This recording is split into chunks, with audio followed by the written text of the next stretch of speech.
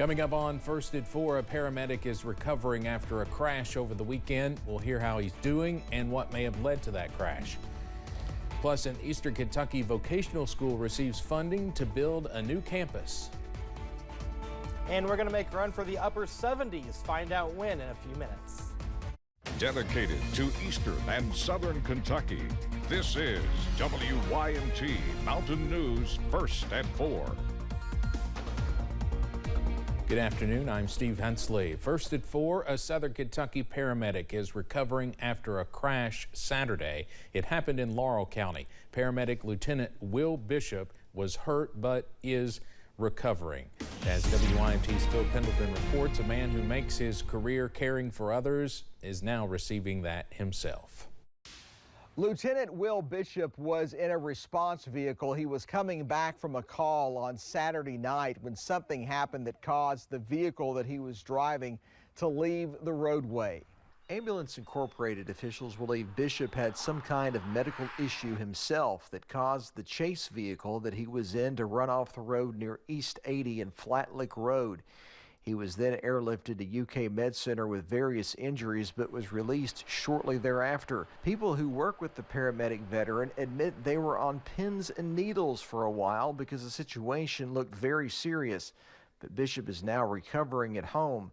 Bishop is described as a model emergency worker who goes above and beyond and has been a big part of numerous response calls. Just like I said, he's one of the most liked people here. He has trained countless people, so, you know, in his own work, he saved thousands of lives, I'm sure, but in his training of other people, he's in turn saved lives, you know, that way by training the younger generation. He's bruised and banged up. He'll likely have to recover at home for some time, but they do expect him to make a full recovery.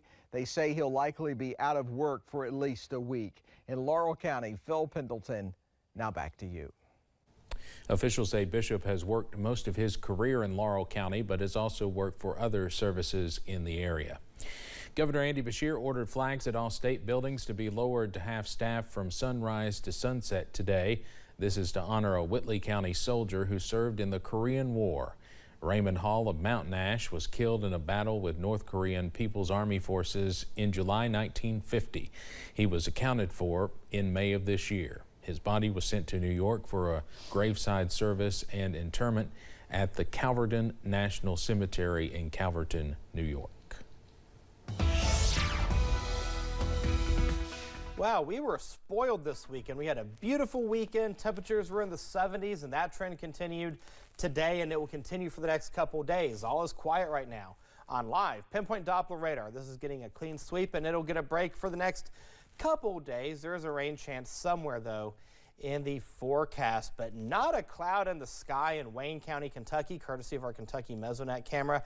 Temperatures right now in the upper 60s in Grundy, otherwise 70s from Logan to Monticello up to Moorhead down to Jacksboro and everywhere else in between. And we're going to stay nice as we go throughout the next several hours. By 7 o'clock, we'll go down to 67. We'll go to 58 by the 11 o'clock hour, 51 by 5 a.m. And 47 is where we should be for this time. If you're on the low end, we're going to kind of hover right around normal across portions of the viewing area. But like I said, there's rain chance in the forecast, and we have cooler temperatures in the forecast. Find out when in the First Alert forecast in a few minutes. Steve.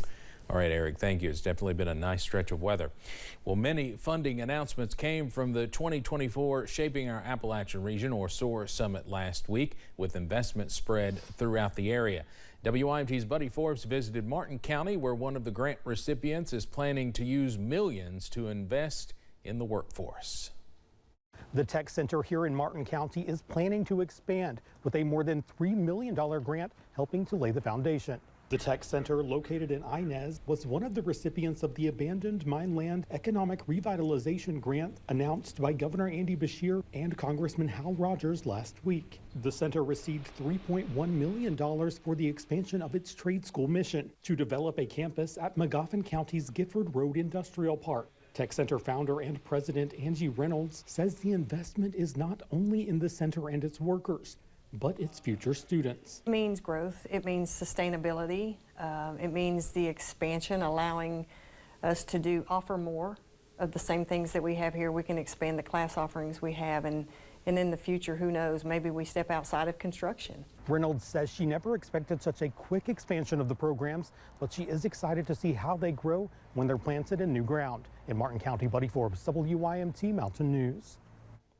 The new campus will allow the school to have approximately 400 students going through its one-year programs each year. Hear more about the plans for growth coming up at 6. A long-standing project for the region is the expansion of the Mountain Parkway. Last week, Governor Andy Beshear announced $116.3 million in federal funding will go towards the project. The governor says this large amount of federal infrastructure funding will help speed up the four-laning of the Parkway. When Governor Combs first started discussing it and putting some effort into that, a lot of years have elapsed. I wasn't born yet. But I will say since the years that I have been on the clock, being from here, it's been a top priority for us. The funding will assist in the completion of the final 13-mile stretch from Magoffin to Floyd County. The opioid epidemic impacts the lives of thousands of folks throughout the county, and tonight the City of London will honor those who lost their lives fighting addiction.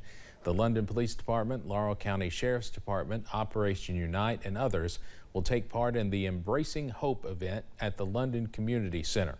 London Police Department Public Affairs Officer Hobie Doherty says having so many organizations involved in this fight against addiction shows folks they are serious about making a difference.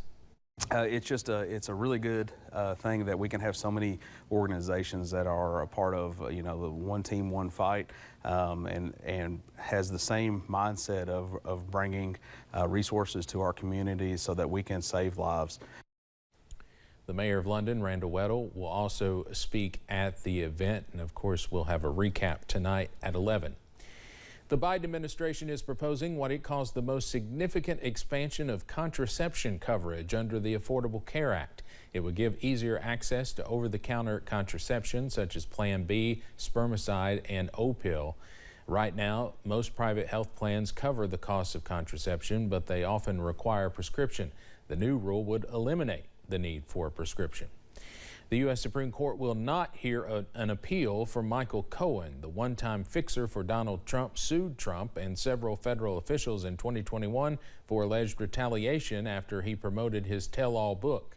Lower courts dismissed Cohen's lawsuit. According to that lawsuit, Cohen says he was taken back to jail after refusing to sign an agreement that would have prevented him from speaking to the media.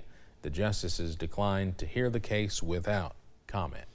Coming up on First at 4, New York City is celebrating its first WNBA title as the historic win wraps up the season.